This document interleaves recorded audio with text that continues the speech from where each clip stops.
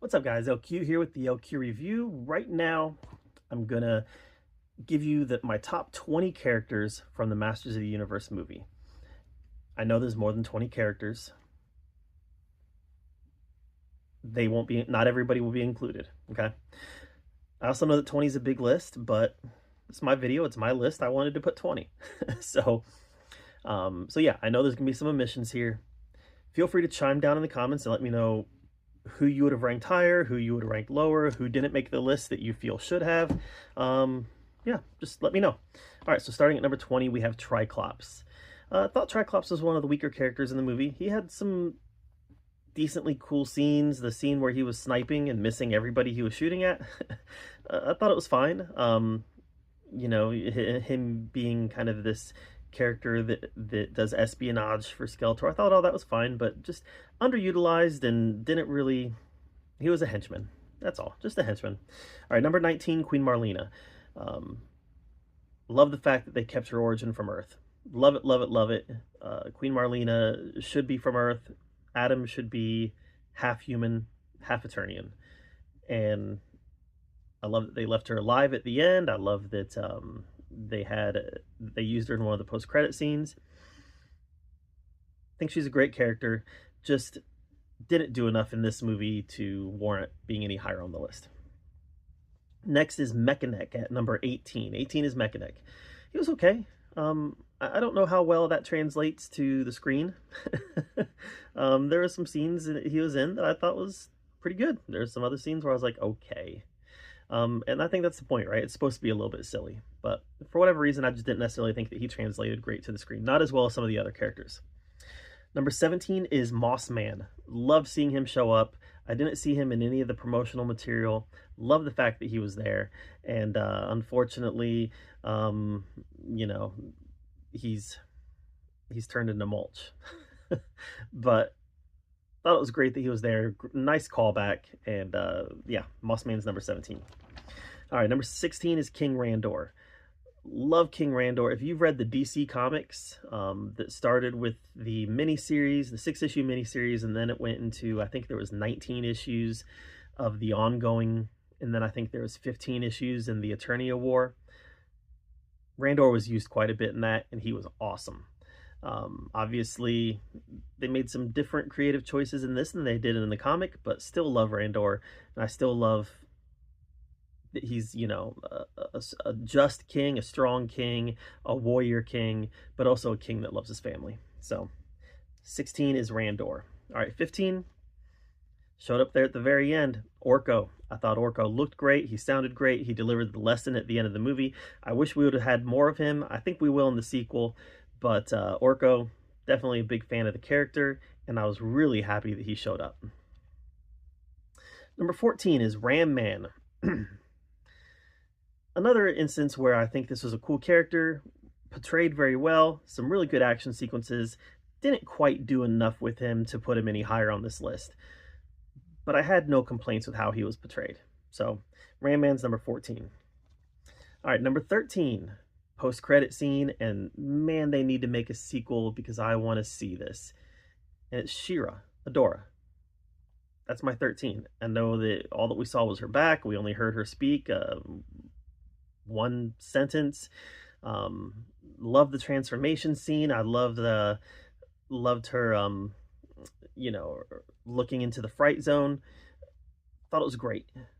Thought the whole post-credit scene was great. I want to see Secret of the Sword in the next movie, adapted for this universe.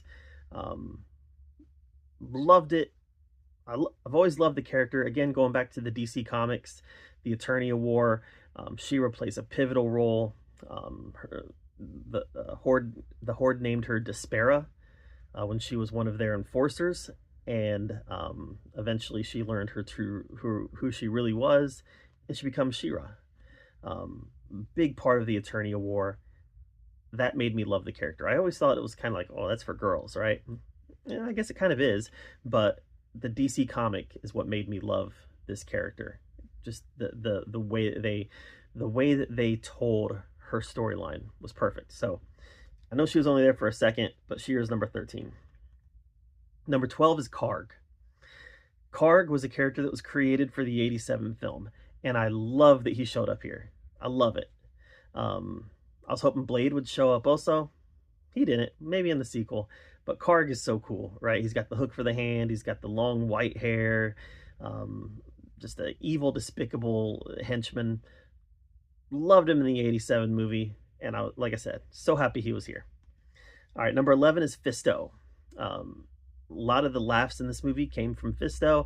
The actor who plays him has really good comedic timing, looked very true to the character. I love the outfit, the big fist. You know, I love that he's one of the primary fighters on the team. Just great character. Underused, definitely underused. All right, number 10 is the Sorceress. For the most part, they got the Sorceress perfectly right.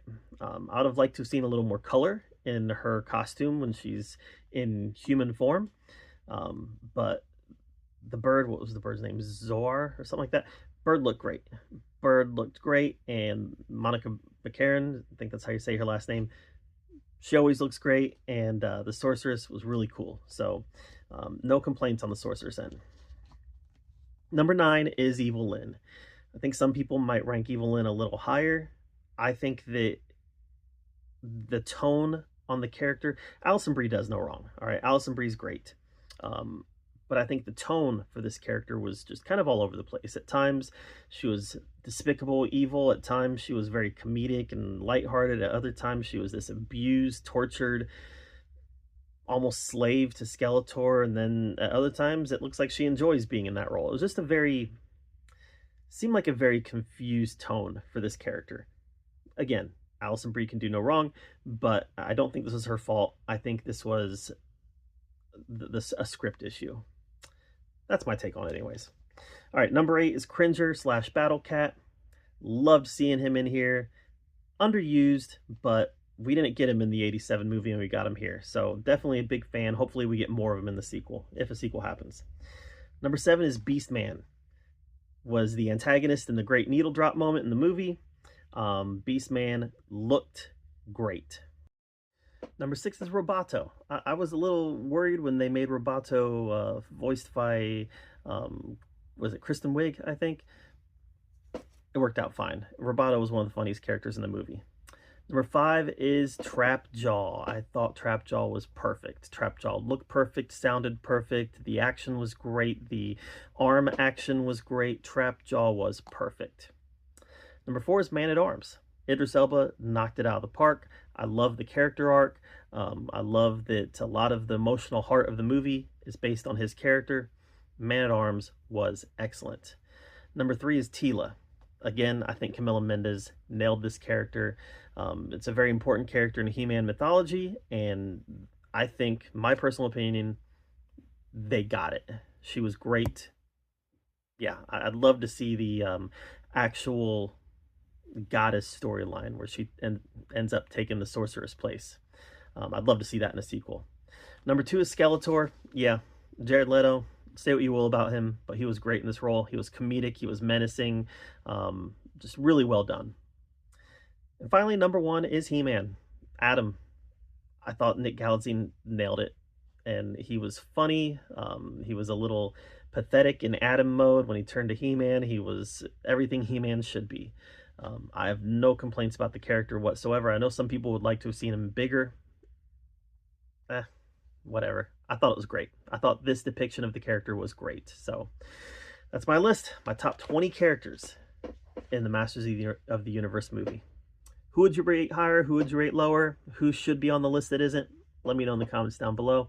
Thanks so much for being here. Until next time, we'll see you guys later.